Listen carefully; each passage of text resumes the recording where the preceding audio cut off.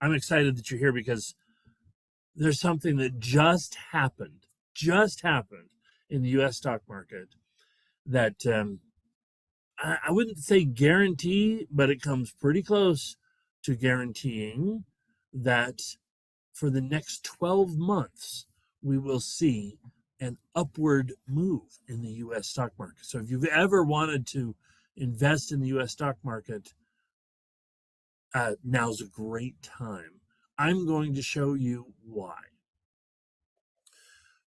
A couple of years ago, I guess it's actually been almost 3 years ago, this January, Paul had me introduced to the Actions to Wealth community through a class called Banking on Randomness. It was part of the mentorship series, and since then I've taught classes around supercharging your trading results a couple of times, and in each case I have shared research that was published first in the book that I co-authored with Tony Turner called Invest to Win. But this was more updated and extended research. That book was published in 2013, but I took data all the way up to 2019 and showed this particular finding, and that is that if the S&P 500 rapidly moves up over the course of 20 trading days, 1 month, one calendar month, basically, to a certain extent, there's a threshold at which that becomes meaningful. But the higher and higher it goes, the more and more meaningful it becomes. Now, what I shared, I'm going to try and share my screen here so you can see this graphic from that class. Let's see, there's the zoom, but I'm not seeing oh, I see why. Okay, there it is. I'm going to share screen and coming over here, and here we go. This slide shows data from the S&P 500 ETF, SPY, from 1993 all the way up to 2019. So you're talking about 26 years worth of data. And what happens is that if you get some price point, the close of any given day, and from that day forward 20 days, right? If it goes up just 1%, or if it goes down, or if it goes sideways, that doesn't seem to predict what's going to happen with the S&P for the subsequent 252 days. But if all of a sudden you start going up more and more and more, then it begins to be predictive. If you go up more than 5%, then it says that you're likely to go up more than average. Now, the thing about the S&P 500 is that over the past almost 100 years, the index data as trackable, it goes up on average. And in this slide, I show you this brown line right here, which is kind of the average of all the past 26 years in this study, right? Notice that if it goes up less than, if it goes down more than 7%, the gray line, then it doesn't meet the average. So I misspoke. I said it wasn't predictive. It wasn't predictive of a bullish market. It was predictive of poor performance market, right? So on average, it goes up from 0 to about 1%. Is that right? No, sorry, 10%. Yeah, this is including dividends, right? So about 11% a year on average, if you include the dividends that the S&P 500 pays out for that 26-year period. Okay, and that's a pretty good year, right? Well, if it goes up more than, if it goes down, then it does less than that. On average, it's 5%. Well, I mean, we've seen what the S&P 500 can do. It can go down a lot more than just go up 5%. It can go minus 20% like it did in 2022, just last year, right? But if in fact you have a 1 month period where it goes up more than 5%, then all of a sudden you start to anticipate that you're going to get above average performance. If you go up more than 7%, then you get much more than above average performance, at least, for the first uh, several months. This is the number of weeks, right? And you can see that for about 42 weeks, you get a really strong upward trend after a 7% run. So, a lot of people look at that and like, well, the market is up 7%. It's clearly gone up too much. It's going to revert back to the mean. Well, if you're a currency trader, you're really used to reversion to the mean behavior. But the US stock market is not that way. If in fact you get a strong move in one direction, the tendency is for that strong move to continue for several months thereafter. And that's what the data shows. Now, I don't have a line here for an even more predictive, more highly, high performance. And if I had another line here, it would come way up here to 10% at about the 40-week line, right? It would be a line that shows the performance during years following a month where the S&P rises 10%. In fact, 10% in my own study, that threshold was the most predictive of a bullish market thereafter, and not only a bullish market, but a strong bullish move, at least for about 40 weeks. 40 weeks, that's going to be about 7 months or so. Let me show you then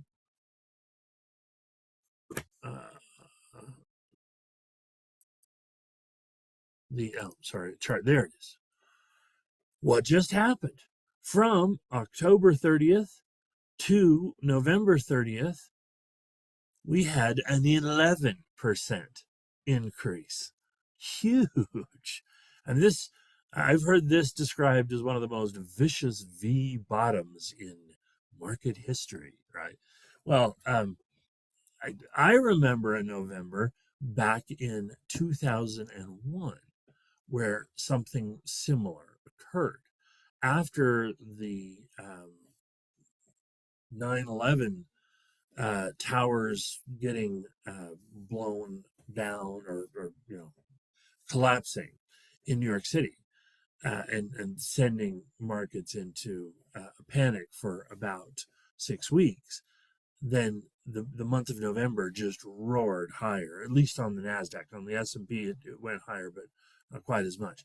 It looked a lot like this. You're coming down, all of a sudden, zoom, up it goes. And this did not predict, because the S&P 500 didn't go up as much like this. It did not predict a bullish market the year after. In fact, what came over the next year was a big bear market, 2002. But for the next month or two, it did go up. It kept going up until, about January. And then somewhere late January, February, it started going down. And 2002 turned out to be a terrible year, right? Could this year be the same kind of thing? Could we see a terrible year in 2024? We could, but I do not expect that we will. I mean, there's lots of reasons why it could be bad, right? All sorts of geopolitical tension, all sorts of financial potential crisis that could happen. Interest rates are high. Inflation is still being combated in the U.S. markets. Outside the U.S., you've got a variety of other things that I could opine about. But the problem is, I should say, there's no shortage of bad news headlines out there. Okay, no shortage of that. So yeah, we could have a bad year in 2024. But generally speaking, the market has not crumbled under higher interest rates or higher inflation or the geopolitical tensions or the U.S. presidential race scheduled for next year. The market hasn't shied away from any of that. It went up 10%, 11% during the month of November, just this past November. So, what's going on? Well, the answer is because inflation and rates are high, savers and investors know they have to be able to outpace, they have to outrun inflation.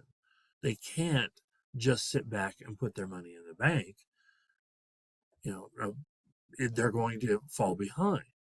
Now, they could take their money and put it into CDs or um, bonds and get 5% back, 5% return. And that's pretty good return these days compared to where we've been the past couple of decades. But it's not going to put them very far ahead of inflation if inflation is going to run at 3.5 or 4%. It's going to just be, in real terms, they're only going to increase by about 1%. Where are they going to find returns that are going to keep them ahead of inflation, 5, 10, 15, 20 years ahead? And the answer is more likely to be the stock market. You have a lot of kids. This is a really interesting thing. If you don't know this, in America right now, the age group, or the highest population, I should say this way, the highest chunk of the population is the group between about 25 and 35. There are more people in that age group right now than there are, the 5 to 15s, the 15 to 25s, the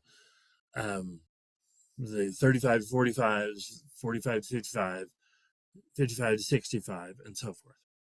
Now, I happen to have 5 children, and 4 of them fall inside that window, that age group of 25 to 35. And they are all of them at the sort of age where they are forming a family and considering buying a house, maybe something like that. They're kind of at that age. Now, not all of them are doing the same thing at the same time, but what they are doing is the ones that have a good job, right? I went to school, or um, my kids got good jobs even before they finished school. I've been very blessed that way. They have my children have all been financially successful, and um, what I have are what I have noticed about them is that those who are not still full time in school, they have the ability to save and the desire to save. And they like to save through retirement savings vehicles like 401k or IRA or whatever. But it's basically the idea you put money away and the government won't tax that money until you get to retirement, right?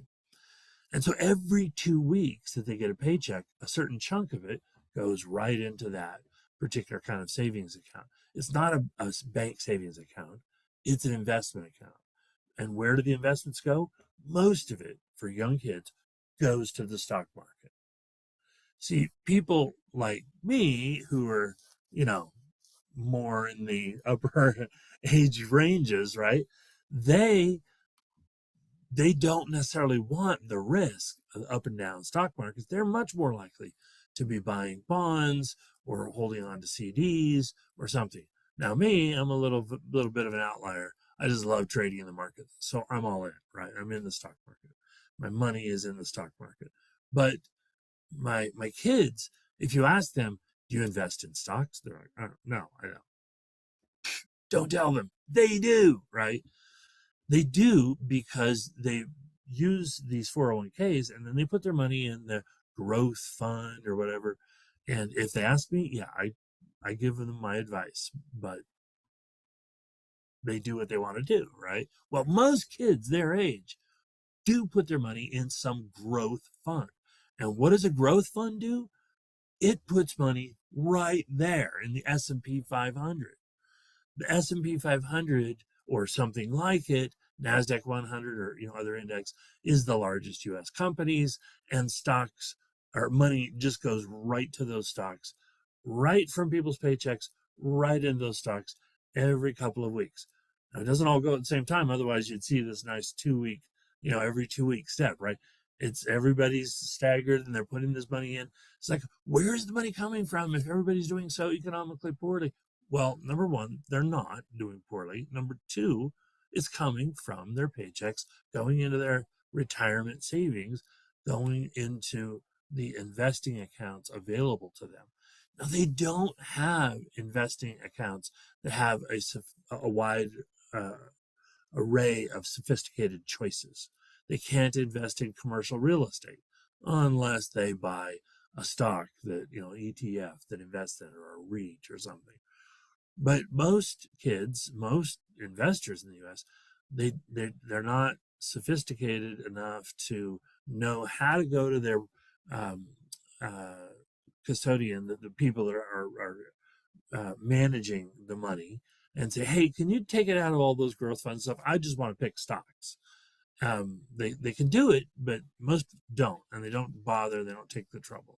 Most just put their money into one of the funds available to them, and these funds are usually mutual funds that are tied to some kind of an index, and the index is usually either growth, which means stocks, various kinds of stocks, or income, which means various kinds of bonds. So, and then they have stuff called blended, right? And that's a mix of the two of them. They also have things called target funds, which are really popular, especially among the younger group. A target fund says, I want to retire at some year in the future, 2050 or whatever. So invest my funds with the idea that I'm going to retire there.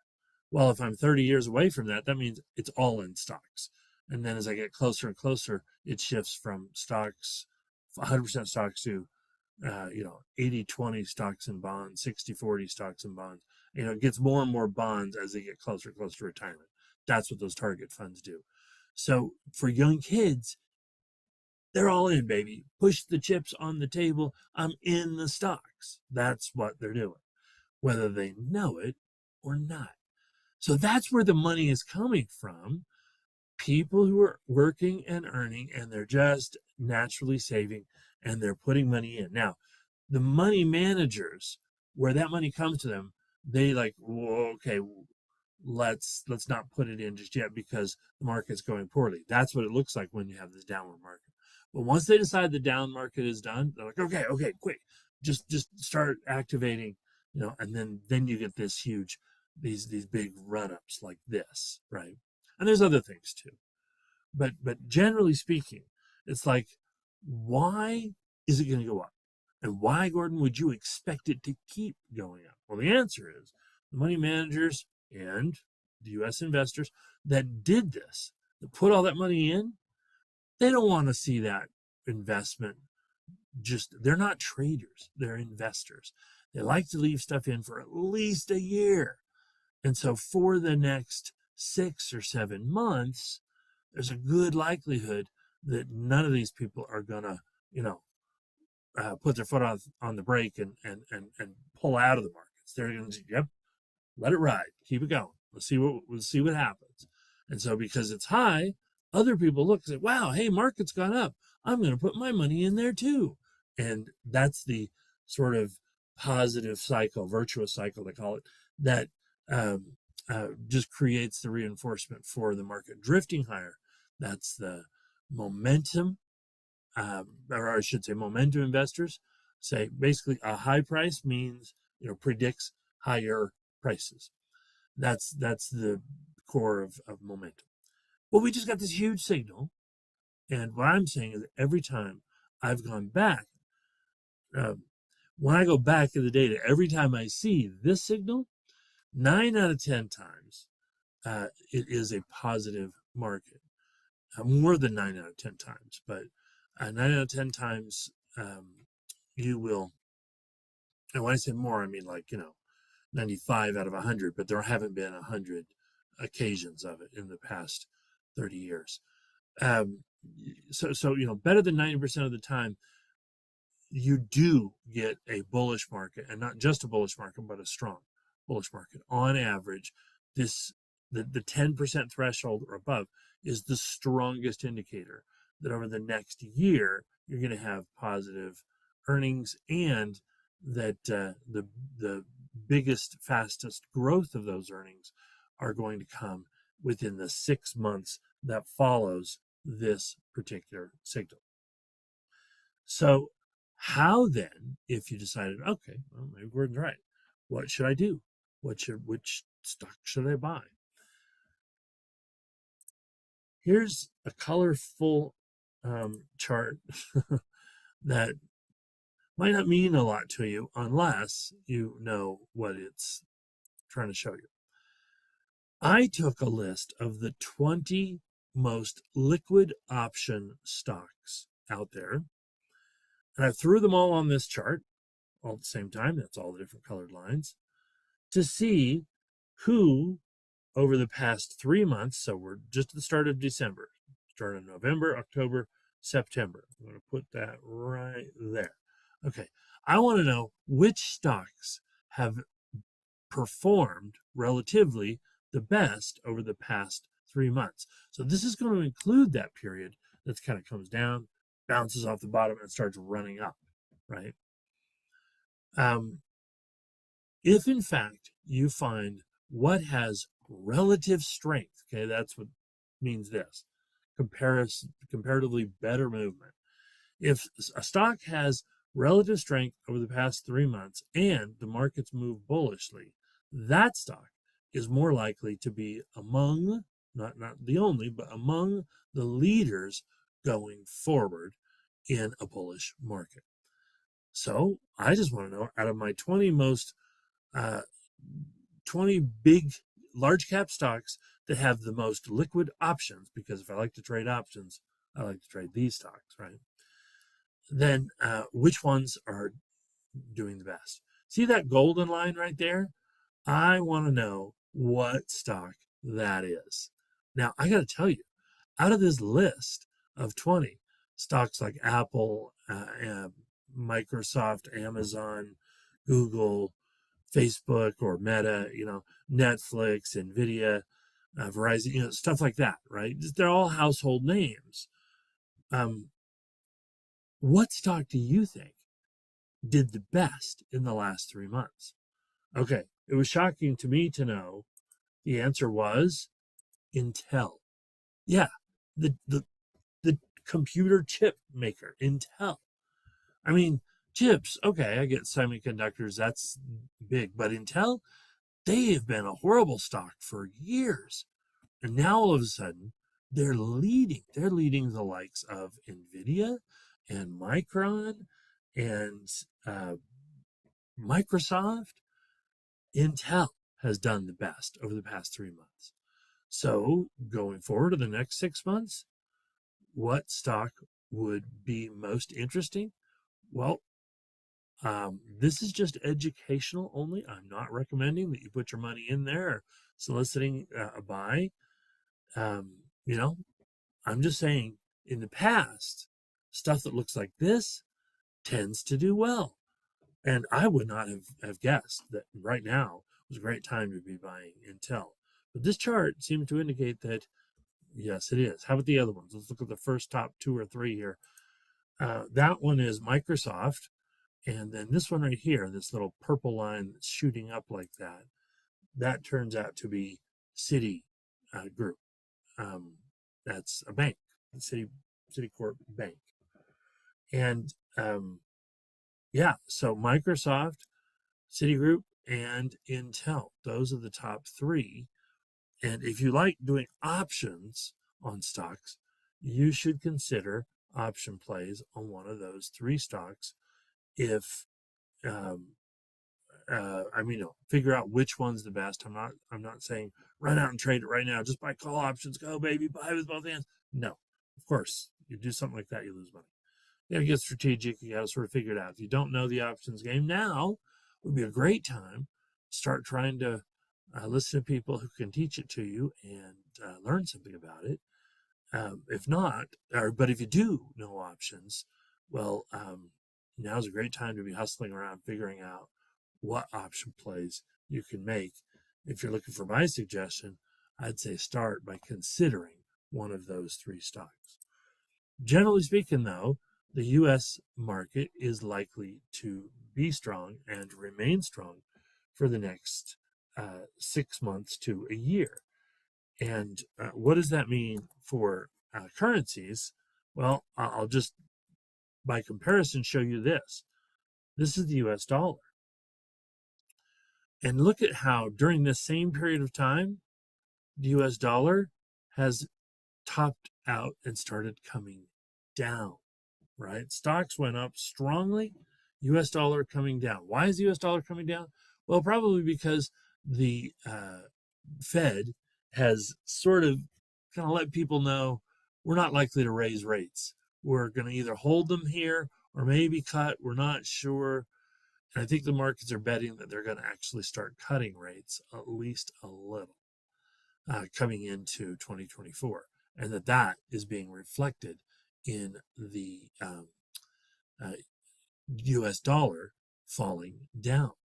That's a huge opportunity for currency investors because anything that has a dollar denominated pair, euro dollar, Aussie dollar, British pound, US dollar, right, is likely to have a little bit of lift added to it.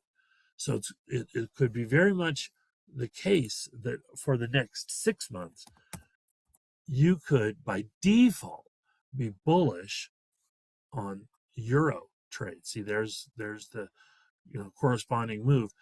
See how it follows right along with the stock market, right? And then, of course, if you've ever heard me before, then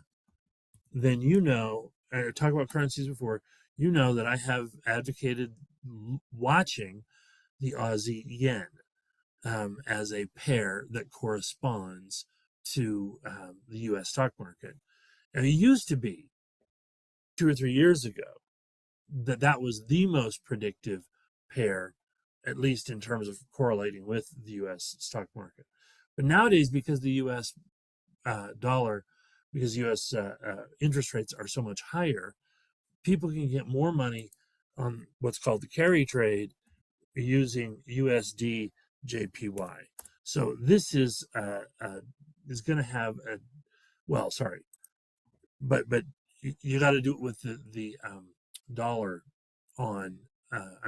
USD JPY. That's dollar yen, right? That's the carry trade. But in order for it to be, sort of going along with, predictive of, or following along with the U.S. markets, you have to switch that. So what you get is JPY USD, right? And this chart, you might not trade it this way. You might trade dollar yen, and you would sell it. You'd short dollar, long yen, and then this is what you get. And you see how this is moving up right now, right? That's so if in the currency world, all of the dynamics I just talked about, they're going to roll over and play into. You're going to see dollar yen tend to have a little pressure on it, or yen dollar going up, and you're going to see euro and Aussie dollar also likely to USD.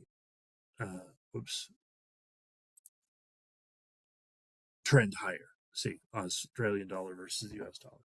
So hopefully that gives you an idea based on the market conditions. Any questions here before I take off? Let me get to the. There it is. Okay, great. Well, I hope that this information has been useful to you. And just to let you know, this signal is very strong. And to recap, it's indicative of a bullish year for 2024 in the U.S. stock market. And of course, that carries over to the other things. That's the synopsis. And I hope that that information helps you in your future trading and investing decisions. Till next time, take care and trade well.